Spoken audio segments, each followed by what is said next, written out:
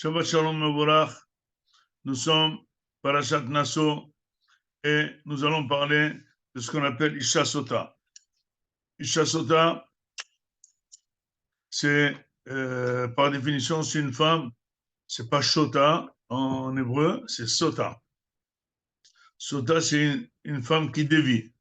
Cette appellation a été donnée à une femme qui finalement éventuellement tromperait son mari et qui se retrouve régulièrement avec un autre homme. Le din est ce que le mari, il doit l'avertir devant 2 témoins qu'elle ne peut plus se retrouver toute seule, s'esseler avec ce mari, et sinon, faute de ça, ils divorceront ou autre chose. Si jamais il s'avère que finalement les témoins témoignent qu'elle s'est de nouveau enfermée avec lui, esselée avec lui, il y a tout de même une issue. L'issue est d'aller au Beth Amikdash, d'écrire la paracha de Sota sur un parchemin, l'effacer dans une eau spéciale et la faire boire à cette femme. Et si jamais cette femme, elle aurait fauté réellement, elle va s'éclater entièrement, elle va mourir. Et si ce n'est pas le cas, eh bien, justement, le pasuk dit, il lui promet qu'elle aura un garçon. Ça veut dire qu'elle va être enceinte avec son mari et avoir un garçon. La question qui se pose, appeler une femme qui dévie et qui s'enferme avec un autre homme, une femme qui dévie, d'accord, sota. Mais une femme qui aurait fauté, pourquoi on l'appellerait, on l'appellerait qui dévie? C'est une femme qui a fait toute la faute. Pourquoi on dévie?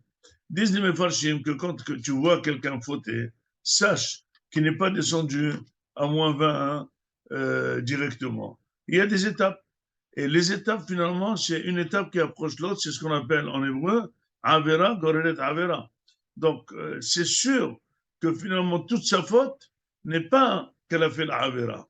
C'est elle a commencé par quelque chose qui n'est pas conforme au dîner de Tzni'ut. Elle s'est mal habillée, elle a répondu à un sourire, elle a répondu à un appel, elle a cherché de l'attention ici et là, et finalement, elle est tombée entre les mains d'un homme qui, les hâte, il a pu la séduire et faire avec elle la faute.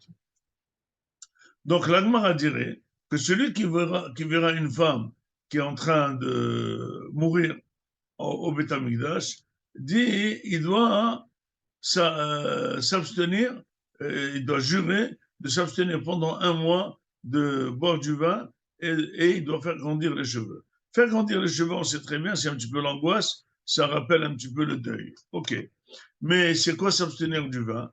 Dit parce que finalement, le vin, c'est celui qui peut provoquer un échauffement de la personne et il peut l'amener à la faute. Donc, il prend sur lui pendant 1 mois de ne plus boire de vin et de ne pas se raser pendant 1 mois entièrement, ne pas toucher à ses cheveux.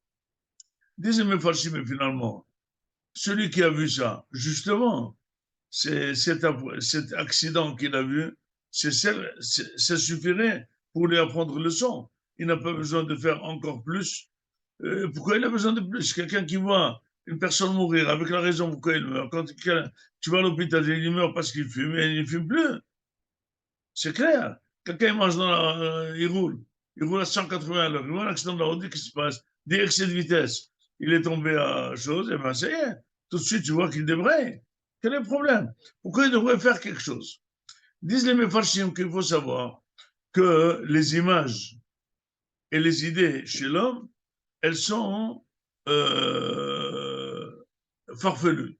Et finalement, avec du temps, la personne peut oublier le scandale qu'une femme est morte et il peut à la limite réfléchir quel est l'avantage de faire la faute. Comment on a plaisir à faire la faute. C'est comme quand quelqu'un voit le film. Dans le film, tu es emporté dans une histoire. C'est vrai. Donc tu vois quelqu'un tue l'autre, c'est pas bien, tu vois des choses. Mais au fin fond, il y a une photo qui s'ancre. Il y a une idée qui s'ancre dans la tête. Et finalement, un jour ou l'autre, quand tu vas être dans une détresse, eh bien, il va vouloir lui aussi faire la faute avec une femme. Et c'est pour ça que la Gemara dit, il faut s'abstenir.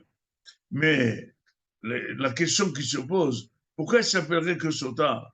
Il dit parce que pourquoi la personne va dire que moi je pourrais fauter? Moi je ne pourrais jamais fauter.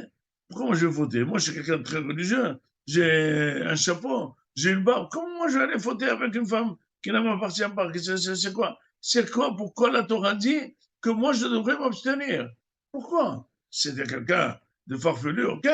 Mais moi, je suis arabe, j'étudie la Torah toute la journée. Moi, je vais aller fauter avec une femme. Disent les mefarshim, fais attention. Ne te crois pas, ne te crois pas solide. Sache que jamais on ne tombe réellement dans le ravin, ça commence par un petit clic.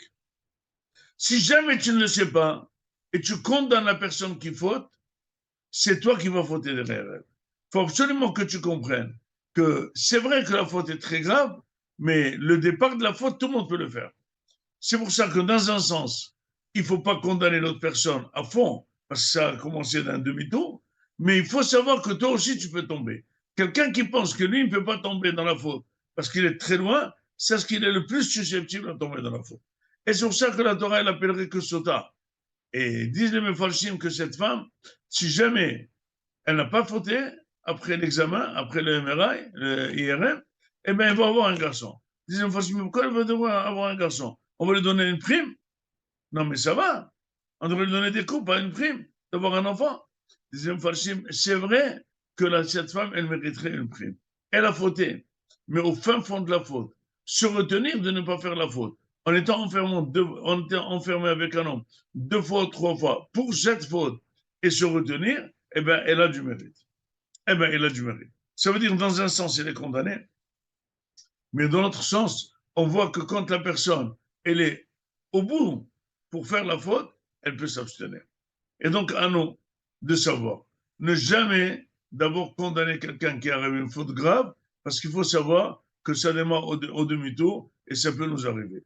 Et deuxièmement, puisque ça peut nous arriver, à nous de savoir se retenir du demi-tour, pas du tout. Et il faut savoir s'éloigner. C'est justement l'exode de Hazal, c'est justement les interdits de ne pas embrasser sa sœur, de ne pas embrasser une autre femme, de ne pas donner la main, de ne pas s'essuyer avec une femme, de ne pas travailler avec une femme dans un bureau fermé, énormément, de ne pas manger ensemble, de ne pas discuter, et bien, toutes les choses qui peuvent faire des rapprochements, ils sont interdits. Et si une femme, du séminaire, quand elle va travailler, ils ont un petit Shulchan Aruch spécial, quels sont les contacts, comment avoir un contact sec, sans jamais virer, ni sourire, ni maquillage, ni rien du tout, pour être sérieux. Parce que sinon, eh ben, tout le monde est susceptible et des accidents, il y en a. À nous de savoir se retenir. C'est ça le moussard de cette paracha. Et il y a qu'on fasse de plus en plus attention et chaque fois prendre la morale positive pour nous